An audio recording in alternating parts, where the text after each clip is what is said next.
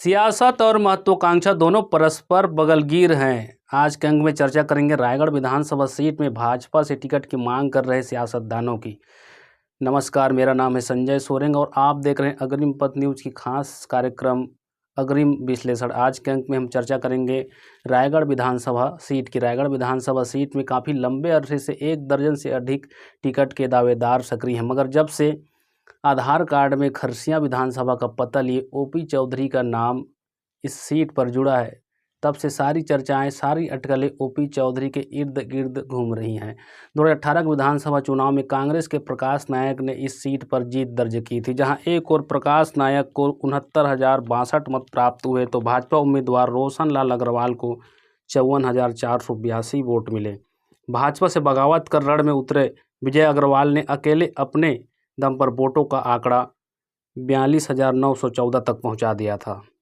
कहा गया भाजपा में हुए इस बगावत ने प्रकाश नायक को 14,580 मतों से चुनाव जिता दिया था।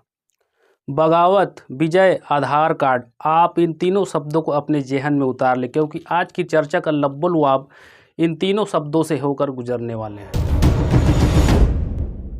मुआयना करते हैं भाजपा से टिकट की मांग कर रहे टिकटार्थियों की ओर। रत्थू अग्रवाल भाजपा के वरिष्ठ नेता हैं।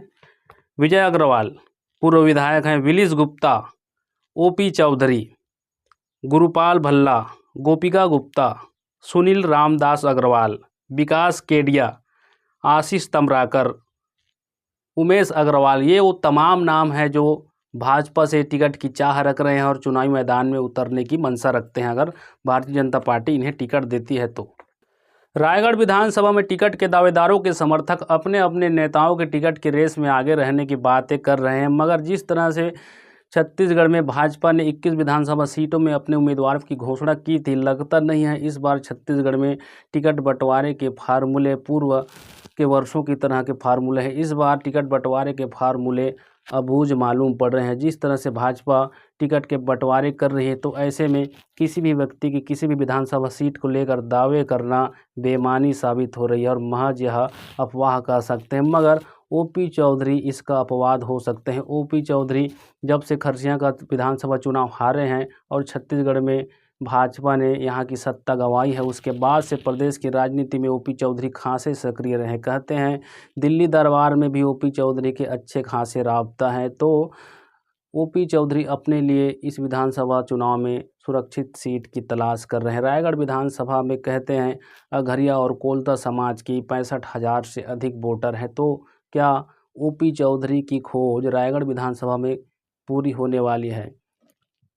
ओपी चौधरी के लिए रायगढ़ विधानसभा सीट को सुरक्षित कहना अभी जल्दबाजी हुई, क्योंकि रायगढ़ विधानसभा में बगावत और विद्रोह का लंबा इतिहास रहा है। पिछला चुनाव 2018 के विधानसभा चुनाव में भाजपा के ही नेता विजय अग्रवाल ने पार्टी से बगावत करके चुनावी मैदान में कूद पड़े थे और कहते हैं अगर विजय अग्रवाल निर्दलीय चुनाव नहीं लड़ते तो यहाँ से रोशन अग्रवाल की जीत पक्की थी। तो इस तरह के कयास लगाए जा रहे हैं, इस तरह के अटकलें लगाई जा रही हैं कि रायगढ़ से चुनाव लड़ना ओपी चौधरी के लिए दोधारी तलवार हो सकती है, जहां पर जातिगत समीकरणों को देखते हुए इस सीट पर ओपी चौधरी के जीतने की संभावनाएं भी प्रबल है, मगर यहां से जो प्रत्याशी है उनकी अपनी अपनी महत्वाकांक्षाएं हैं। प्रत्याशियों को अगर भारतीय जनता पार्टी एकजुट रखने में कामयाब हो सकती है तो निश्चित रूप से इस सीट पर भारतीय जनता पार्टी के प्रत्याशी की जीत होगी, चाहे वो ओपी चौधरी हो या फिर अन्य कोई नेता। तो सबसे बड़ी जो खतरा है भारतीय जनता पार्टी की सीट में वह है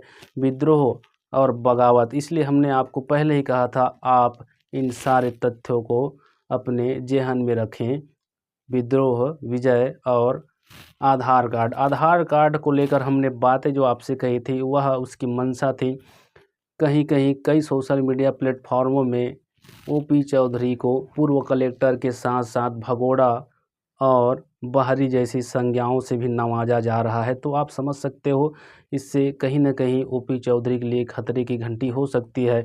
जहां तक लगता है ओपी चौधरी पिछला चुनाव हारे हैं, उसके बाद से ओपी चौधरी फिर दूसरा चुनाव हारने की गलती नहीं करेंगे, इसलिए ओपी चौधरी भी फूंक फूंक कर अपने कदम आगे बढ़ा रहे हैं और रायगढ़ विधानसभा से चुनाव लड़ने की ओपी चौधरी की खबरें आ रही। अभी तक इस बात की स्पष्ट पुष्टि नहीं हुई है, लेकिन सूत्रों का दावा है कि इस बार रायगढ़ विधानसभा से पूर्व कलेक्टर ओम प्रकाश चौधरी का चुनाव लड़ा जाना 100% फिक्स हो चुका है। यह थी हमारी आज की कार्यक्रम अग्रिम विश्लेषण। आज के अंक में हमने रायगढ़ विधानसभा सीट के बारे में चर्चाएं करी। अगर आपको इस कार्यक्रम को लेकर कुछ सुझाव है, कोई शिकायत है, तो कमेंट बॉक्स में ज़रूर दर्ज करें। वीडियो को लाइक कर दें, चैनल को सब्सक्राइब कर दें। मिलेंगे फिर से आप लोगों से। जय हिंद।